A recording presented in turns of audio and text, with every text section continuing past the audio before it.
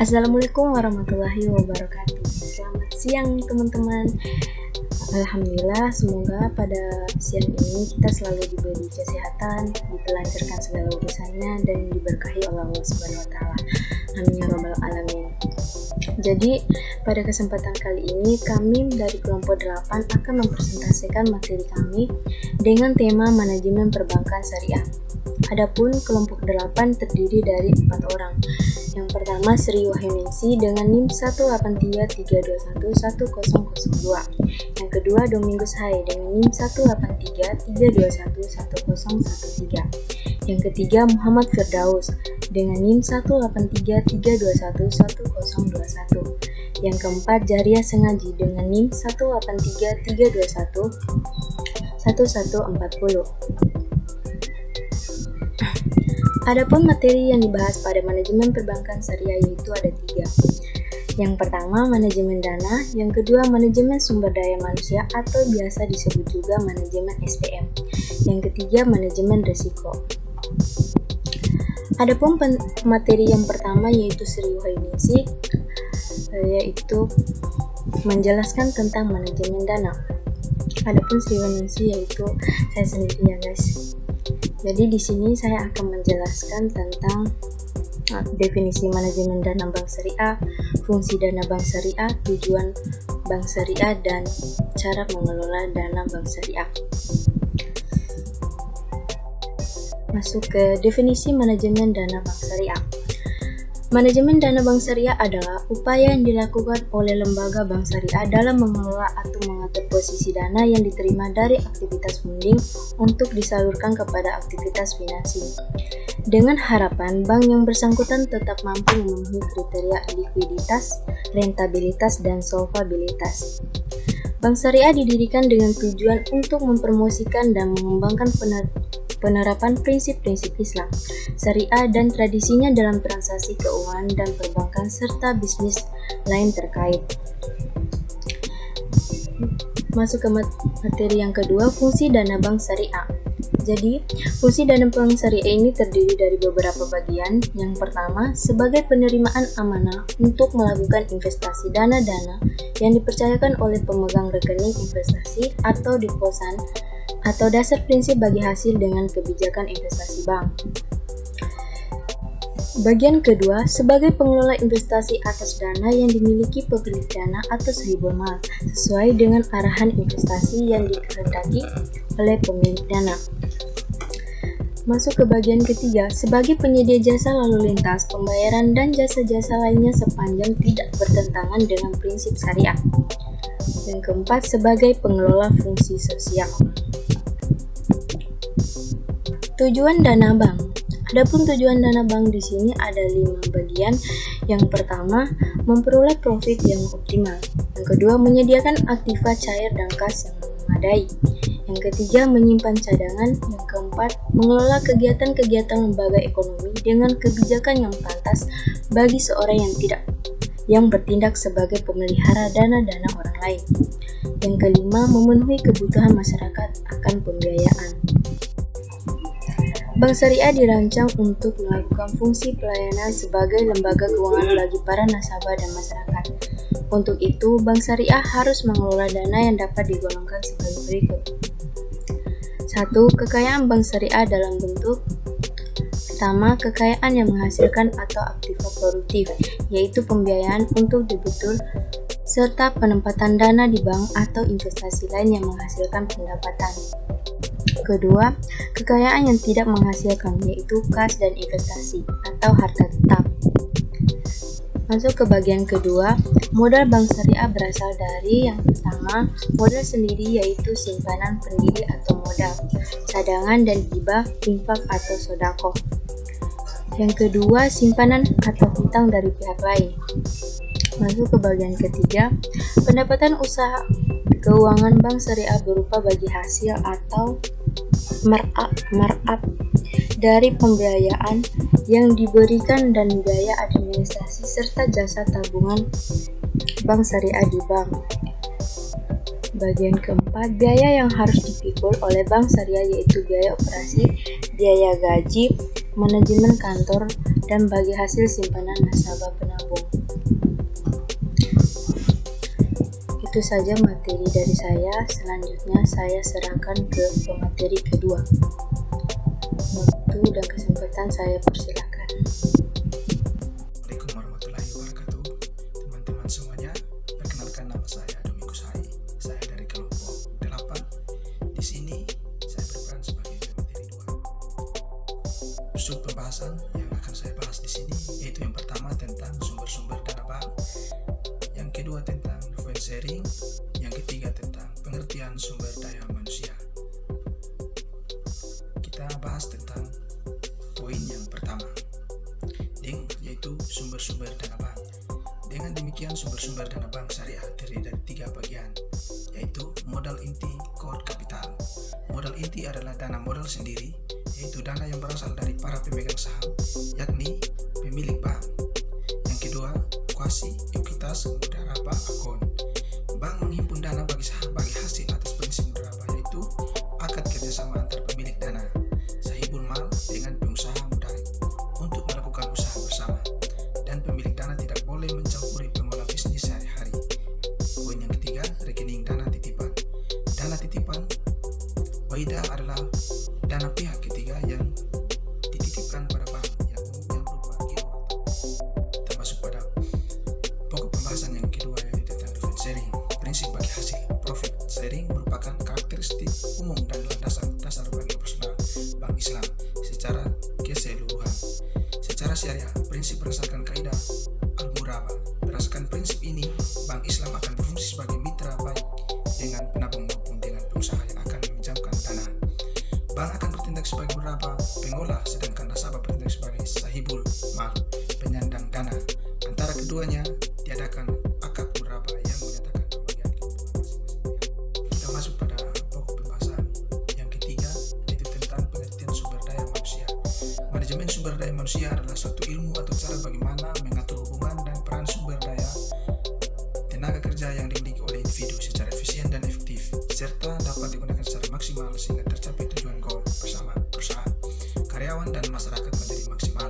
Manajemen sumber daya insani konsen terhadap pengaturan aktivitas dan hubungan antar karyawan. Mereka diharapkan mampu menunjukkan kinerja yang optimal. Tujuan manajemen sumber daya manusia ada 3, yaitu memperbaiki tingkat produktivitas, memperbaiki kualitas kehidupan kerja, meyakinkan organisasi telah memenuhi aspek-aspek legal. Demikian yang dapat saya jelaskan. Terima kasih.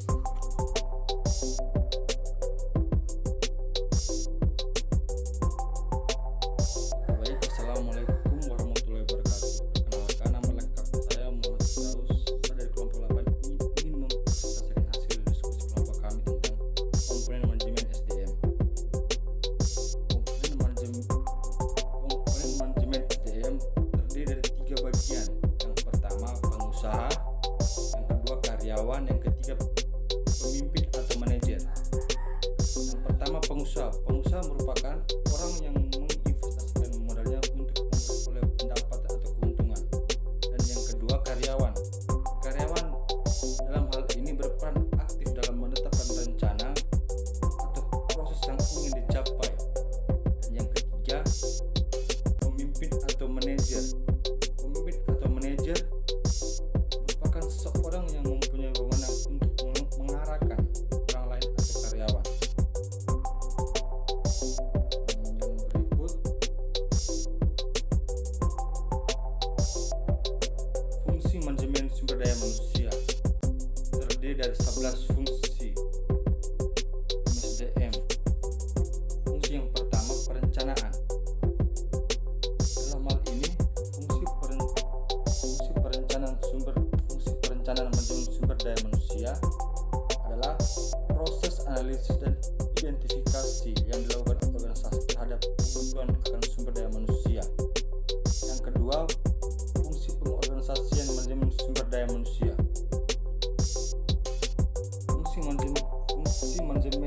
Fungsi pengorganisasian manajemen sumber daya manusia adalah proses yang mengatur tugas, wewenang, dan tanggung jawab setiap individu dalam manajemen menjadi satu kesatuan untuk mencapai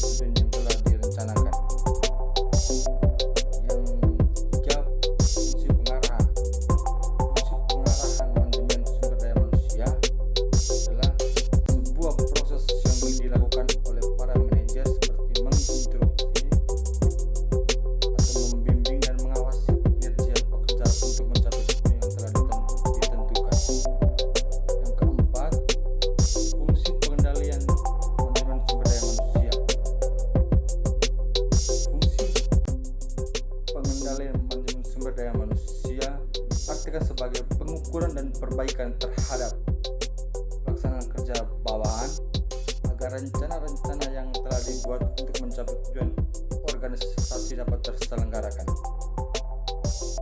Yang berikut, yang kelima, fungsi pengadaan.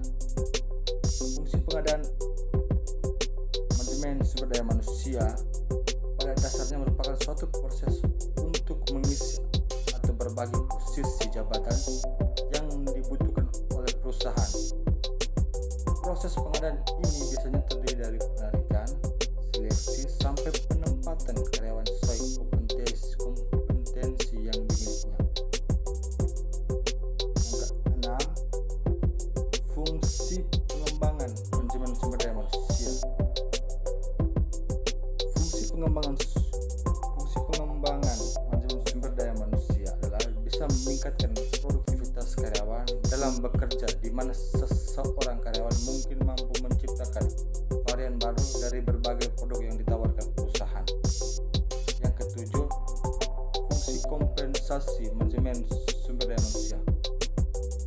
Fungsi kompensasi manajemen sumber daya manusia merupakan salah satu fungsi operasional manajemen sumber daya manusia untuk perusahaan dalam memberikan balas jasa kepada karyawan atas apa yang telah diberikan kepada karyawan kepada perusahaan berupa hasil kerja yang baik.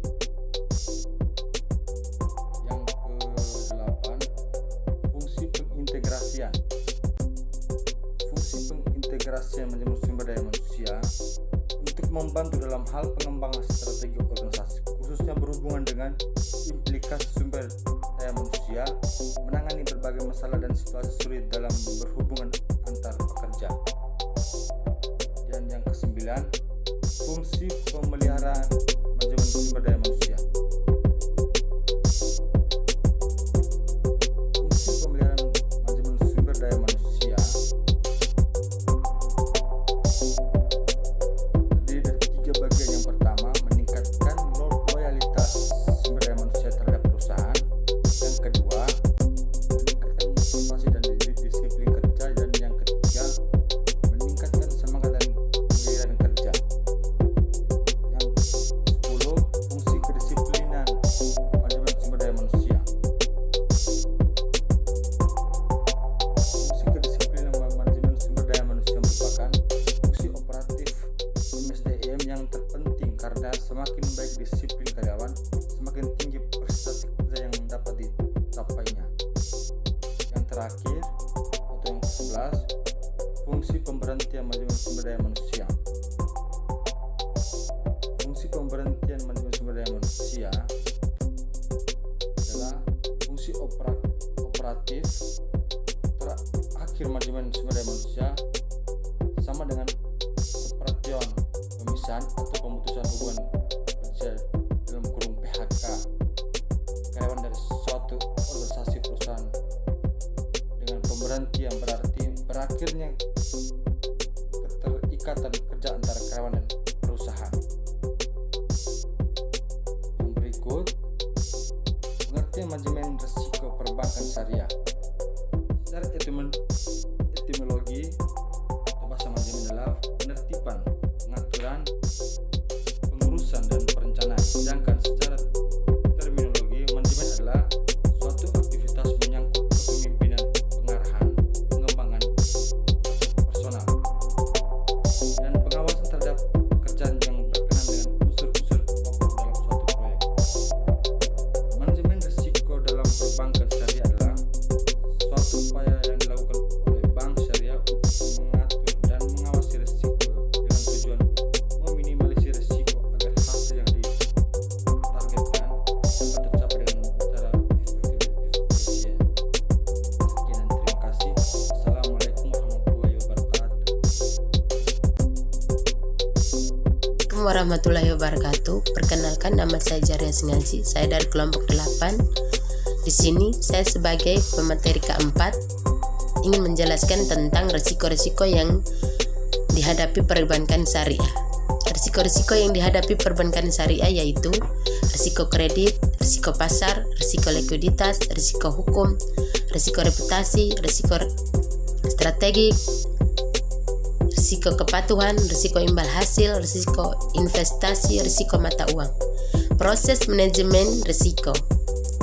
Untuk dapat menerapkan proses manajemen risiko pada tahap awal, Bank Syariah harus secara tepat mengenal, memahami, serta mengidentifikasi seluruh risiko, baik yang sudah ada maupun yang mungkin timbul dari suatu bisnis baru bank.